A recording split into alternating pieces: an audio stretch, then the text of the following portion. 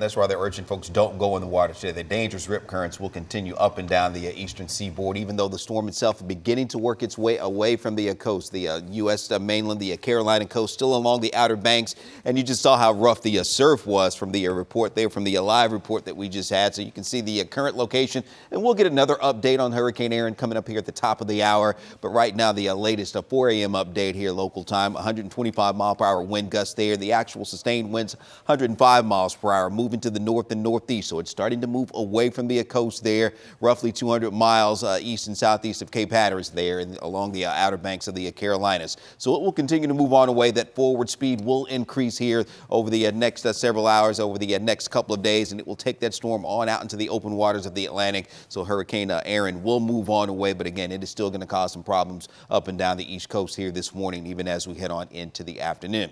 Now, again, this is the only area that we're going to be watching over the next few days. This is that time of year things really do heat up out in the Atlantic for the hurricane season here, and this is what we're talking about. Over the next several days, we do have another system behind Erin, has another 70% chance for some development. Going to take a similar path, but maybe directly hitting Bermuda perhaps a little bit later as we get into next week. We'll talk more about that and another one out over the open waters of the Atlantic, about a 40% chance for some development there. So we'll keep an eye on the tropics here over the next several days.